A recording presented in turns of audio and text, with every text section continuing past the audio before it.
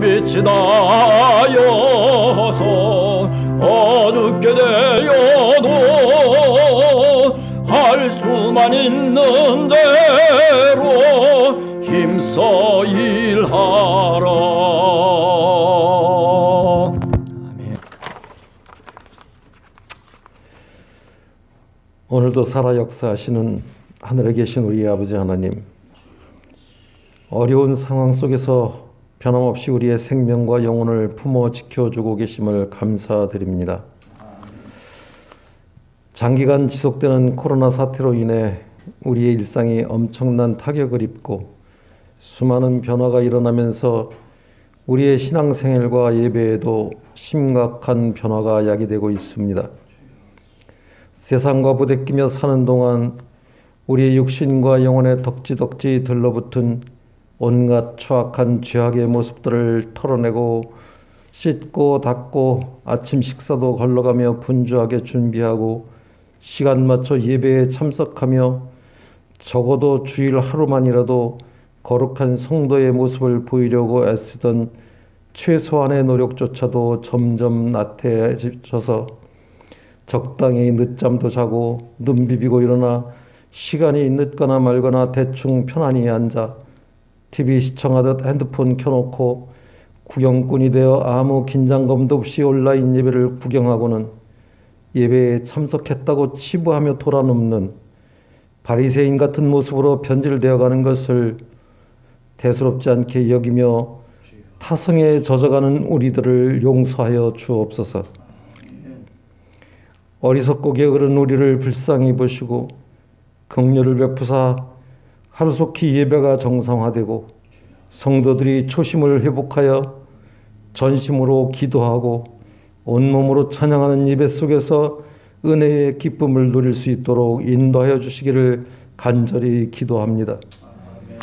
지금 지구촌 곳곳에서 벌어지고 있는 상식 이하의 행태들과 점점 포악해지는 사람들의 악행과 그로 인해 벌어지는 참혹한 일들, 그리고 예측 불가능한 기상이변으로 인한 끔찍한 재해 등으로 피폐해지고 있는 우리의 삶을 되살릴 수 있는 유일한 길은 성도들의 기도와 예배와 찬양이 다시 회복되어 모이기에 힘쓰는 것만이 이 혼탁한 세상을 바르게 세울 수 있을 줄 믿습니다. 전능하신 아버지 하나님,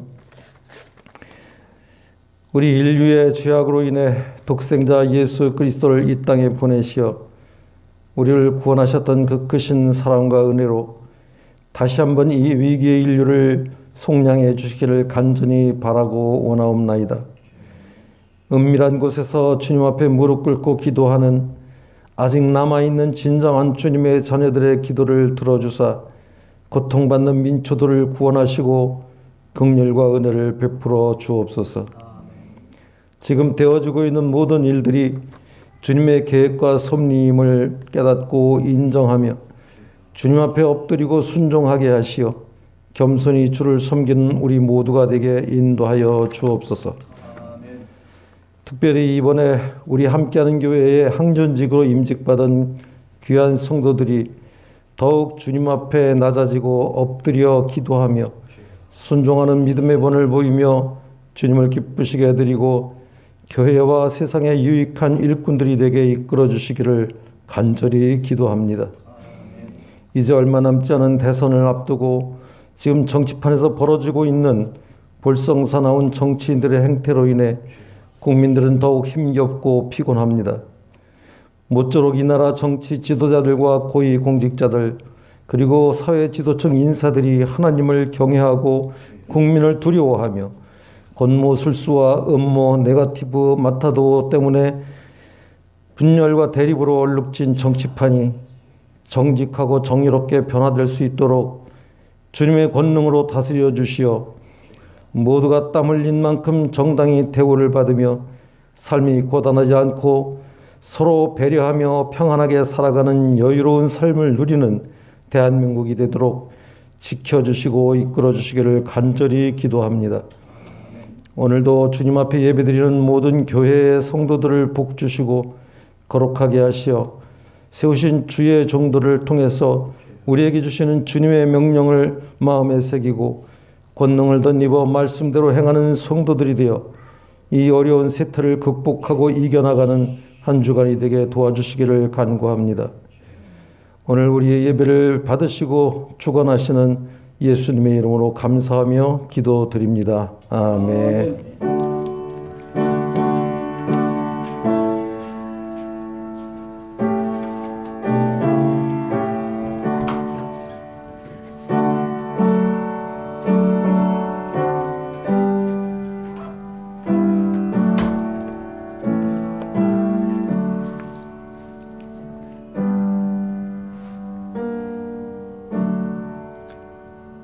예, 우리 같이 함께 응답송 하도록 하겠습니다. 할렐루야, 할렐루야, 할렐루야, 할렐루야, 할렐루야, 할렐루야. 예, 오늘 우리에게 주시는 하나님의 말씀은 신약성경 마태복음 18장 19절과 20절 말씀 되겠습니다. 우리 연보라 집사님 나오셔서 하나님의 말씀 봉독해 주시겠습니다.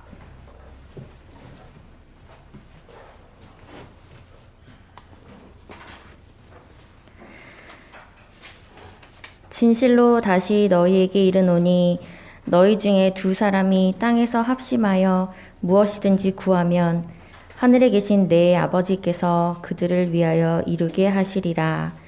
두세 사람이 내 이름으로 모인 곳에는 나도 그들 중에 있느니라. 아멘.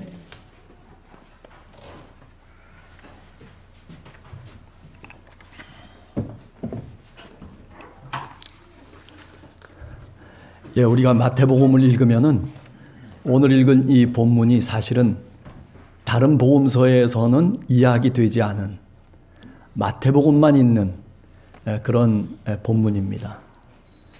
그래서 통상 학자들은 어떻게 생각을 하냐면 이 마태복음을 읽는 교회가 사실은 굉장히 작은 그런 가정교회로부터 출발했다라고 생각을 해요. 그래서 두세 사람이 모여서 함께 기도하고 그리고 함께 예수 그리스도의 그 가르침을 쫓아가려고 그렇게 발버둥 쳤던 공동체가 바로 마태복음의 교회다 이렇게 생각을 해요. 예수 그리스도께서 하신 이 말씀을 붙잡고 사실은 살아가는 거죠. 그리고 많은 사람들이 많은 이방인들이 이제 교회 속에 남게 되고 또 그리고 그 교회가 그렇게 말씀으로 흥왕해질 수 있는 그런 원동력이 뭐냐면 이 두세 사람이 모여서 함께 기도하는 그 모습이었다라고 보통 이야기를 하고 있습니다. 자, 고대 그리스의 수학자라고 얘기할 수 있는 아르키메데스라고 하는 사람이 있습니다.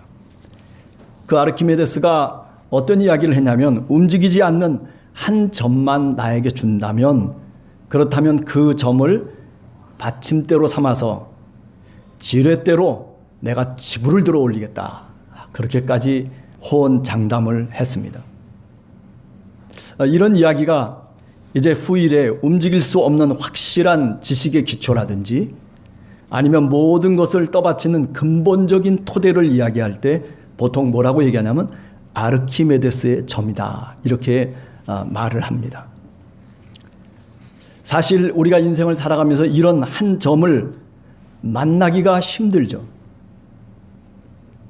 그러나 이 아르키메데스의 이야기를 통해서 한 번 더 생각해 보면 그것이 그렇게 힘들지만은 그러나 정말 세상을 움직일 수 있는 그런 원동력은 그 큰 어떤 숫자라든지 뭐 굉장한 무엇을 통해서가 아니라 단지 움직이지 않는 흔들리지 않는 한 점만으로도 세상을 움직일 수 있다라고 하는 이야기가 되겠습니다. 자, 그런데 우리가 인류 역사를 통해서 이 움직이지 않는 한 점과 같은 그런 존재가 있습니다. 누굽니까? 바로 우리가 믿는 예수 그리스도이십니다. 예수 그리스도 그분으로 말미암아서 사실 죽음의 역사라고 하는 것이 다시 뚜껑이 열리고 그리고 생명이 그 속에 부어지고 생명의 빛이 비춰지기 시작했다는 사실입니다. 어둠의 세상 속에는 영원한 생명의 빛이 들어오기 시작했습니다. 거짓과 그리고 불의의 땅에는 진리와 의가 예수 그리스도의 가르침을 통해서 선포되기 시작한 것입니다. 그래서 우리가 보통 예수 그리스도가 이 땅에 오심으로 인해서 인류의 역사를 어떻게 나눕니까? AD와 BC로 나누게 되죠. AD라고 하는 것은 아노 도미니라고 하는 말이죠. 주님 이후라고 하는 그런 기준을 얘기하고 BC는 before Christ. 그러니까 그리스도 이전에. 그래서 이렇게 AD와 BC를 나누는 그 기준점이 바로 예수 그리스도를 통해서 나눈다라고 하는 것이죠. 예수 그리스도 한 분만으로 말미암아 세상은 완전히 새롭게 되었다. 그렇게 말들을 합니다. 왜 그렇습니까? 부활이라고 하는 그 세계가 이제 인류에게 주어진 것입니다. 지금까지는 어두컴컴한 죽음이라고 하는 그 속에서 마치 썩어 들어가고 있는 인류의 역사였었는데, 그런데 그 뚜껑을 열고 다시 생명을 부활시키고, 그래서 세상은 새로운 부활을 다시 꿈꿀 수 있게 되었다라고 하는 겁니다. 자, 그렇기 때문에 예수 그리스도는 분명히 역사 속에서 움직이지 않는 한 점과 같은 그런 분이시다라고 하는 것을 오늘 또 우리는 고백하고 있습니다. 여러분, 세상은 결코 많은 수에 의해서 또는 어떤 강한 힘에 의해서 움직여지는 것이 아닙니다. 보이며 또 느껴지는 힘이 그런 강력한 어떤 능력이 있다 손치더라도 세상을 그것이 움직이는 것은 아닙니다. 우리가 잘 알듯이 힘에는 여러 종류가 있습니다. 중력도 있고 전기력도 있고 자기력도 있고 부력도 있고 양력도 있고 뭐 등등 다 보이지 않는 힘들을 과학에서 이야기를 합니다. 이런 보이지 않는 힘들로 인해서 사실은 오늘 우리의 세계가 지탱하고 그리고 자연의 현상이 움직이면서 우리가 다 그 안에서 그 원리 속에서 살아가고 있는 것입니다. 어떤 상황이나 환경에서도 움직이지 않는 바로 한 점과 같은 문제에 의해서 우리가 살아가는 세상은 또는 우리의 삶은 그렇게 움직여가는 것입니다. 바울도 인류의 역사에서 바로 이런 한 사람의 중요성을 사도 바울은 일찌감치 간파하였습니다. 그래서 로마서 5장 19절에 보면 한 사람이 순종하지 아니함으로 많은 사람이 죄인 된 것 같이 한 사람이 순종함으로 많은 사람이 의인이 되리라. 그렇게 고백합니다. 한 사람. 그렇잖아요. 아담이라고 하는 한 사람이 범죄함으로 인해서 온 인류가 죽음 가운데 내몰려졌습니다.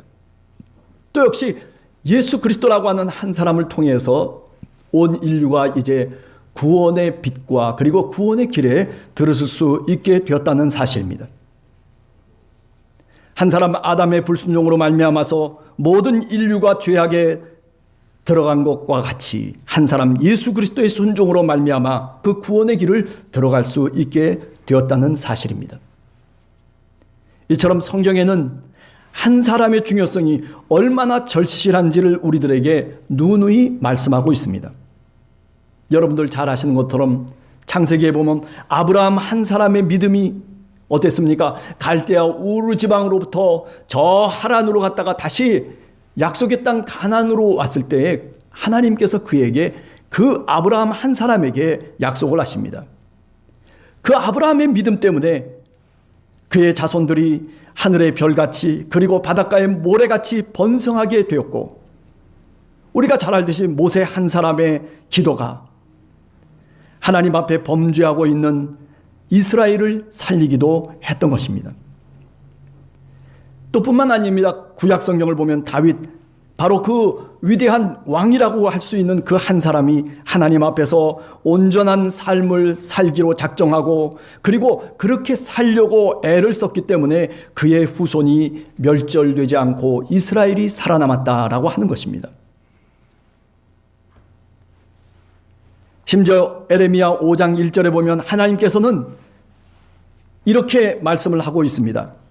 너희가 만일 정의를 행하며 진리를 구하는 자를 한 사람이라도 찾으면 내가 이 성읍을 용서하리라. 예루살렘 성읍을 얘기하는 겁니다. 이제 남쪽 유다 나라가 멸망에 치닫고 있는 그 상황 속에서 저 내리막길을 치닫고 있는 그 상황 속에서 에레미야가 하나님께 기도를 합니다. 하나님 어떻게 하면 좋겠습니까? 그런데 하나님께서 이야기를 합니다. 진리를 구하는 자 한 사람이라도 네가 만약에 찾는다면 그렇다면 내가 구원을 베풀 것이다 라고 하는 그런 말씀을 하시고 계십니다. 하나님께서는 많은 사람을 요구하시지 않습니다. 하나님 앞에서 올바른 한 사람만으로도 하나님은 세상을 살리고 하나님 그 사람을 통해서 하나님은 이 세상을 구원하신다는 사실입니다.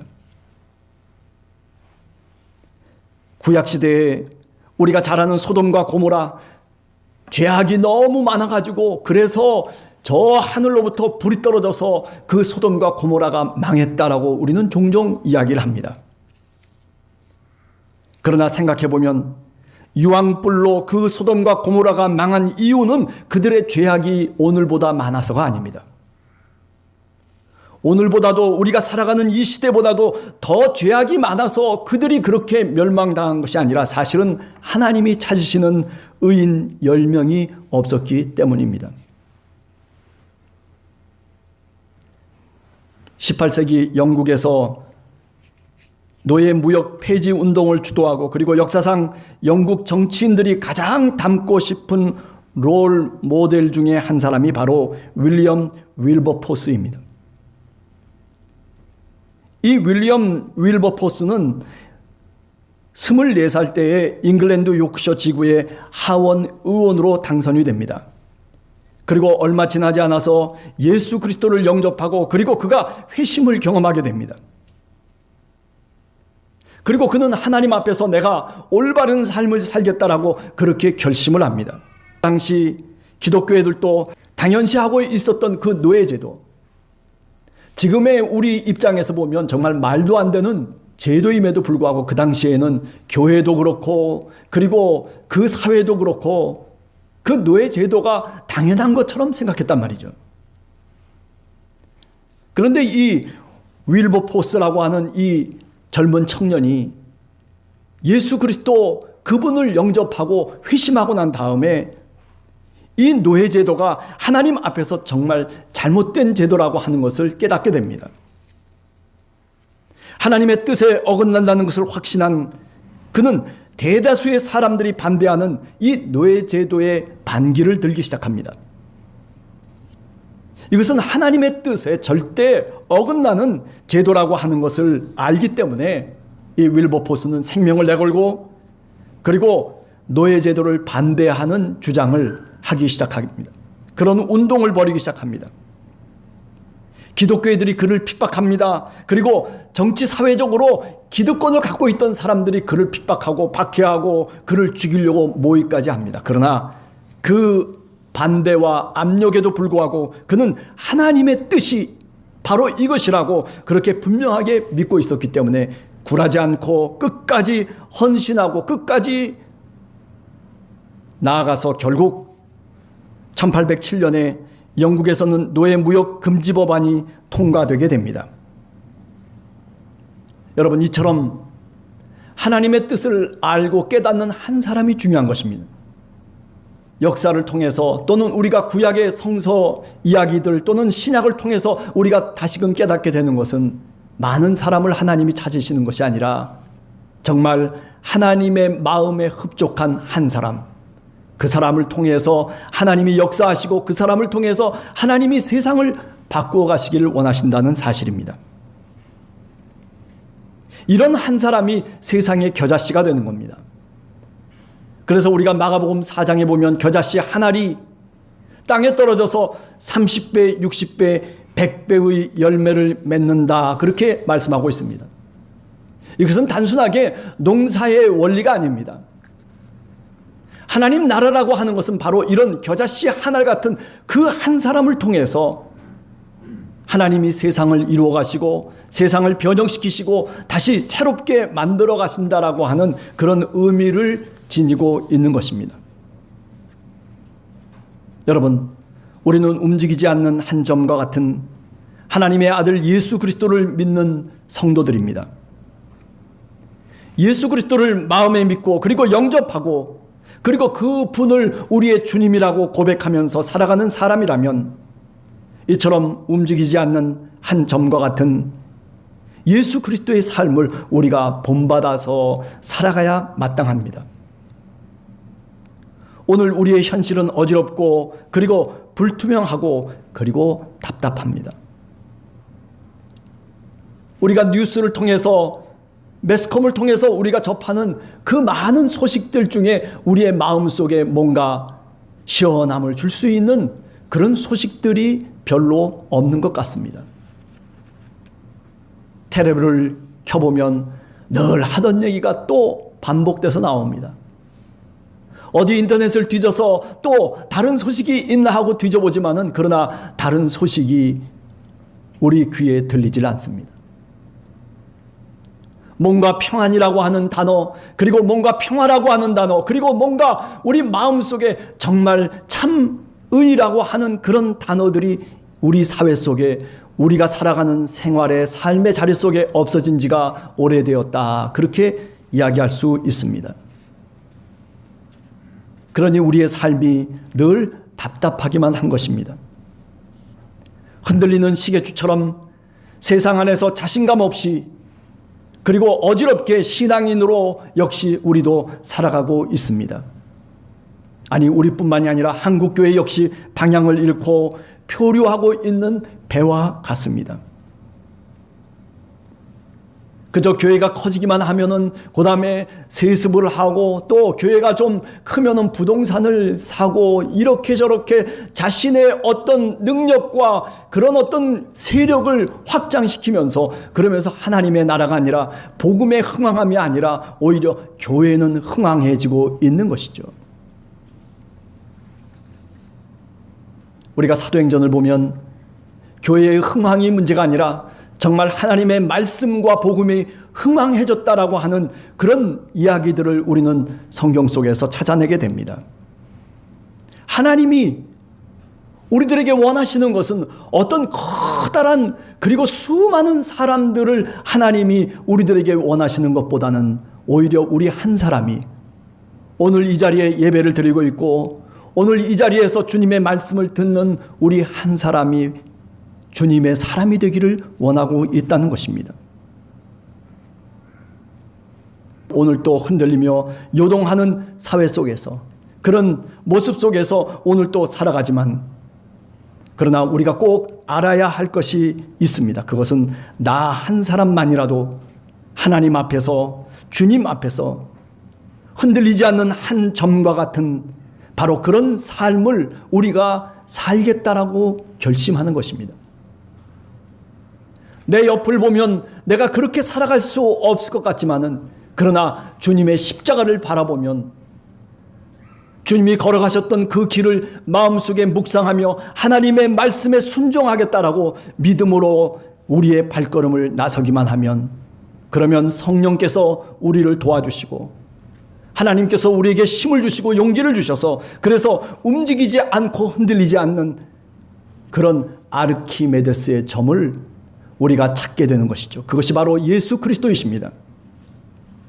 그것이 바로 세상의 보화가 아니라 하늘의 보화라고 얘기할 수 있고 우리의 질그릇 속에 담겨진 주님의 보화라고 그렇게 말씀드릴 수가 있는 것입니다. 나 한 사람이 정말 그렇게 살아간다면 성경은 우리들에게 말씀하고 있습니다. 그러면 세상이 바뀌고 그리고 교회가 새로워질 것이라고 하는 그런 소망의 소식을 성경은 우리들에게 말씀하고 있는 겁니다. 소망의 힘.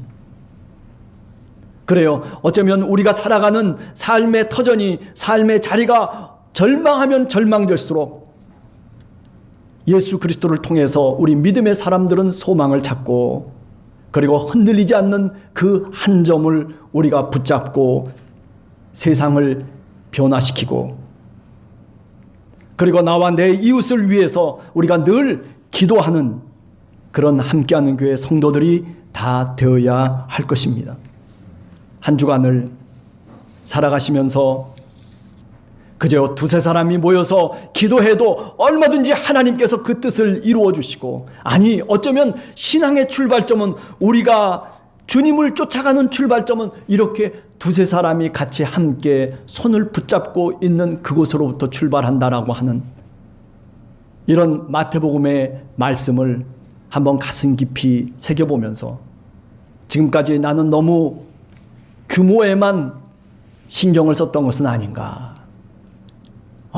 이렇게 많은 강한 힘이 있어야 돼, 내가 이렇게 하려면 저렇게 해야 돼 라고 하는 그런 이야기가 아니라, 이제는 나 한 사람만이라도 겨자씨 한 알이 되어서 세상 속에 그 겨자씨 한 알이 뿌려질 때, 그때 하나님께서 우리의 삶 속에 30배, 60배, 100배의 열매를 맺게 될 것이라고 하는 그런 믿음으로 살아가시는 한 주간이 되시기를 간절히 주님의 이름으로 축원합니다. 같이 기도하겠습니다.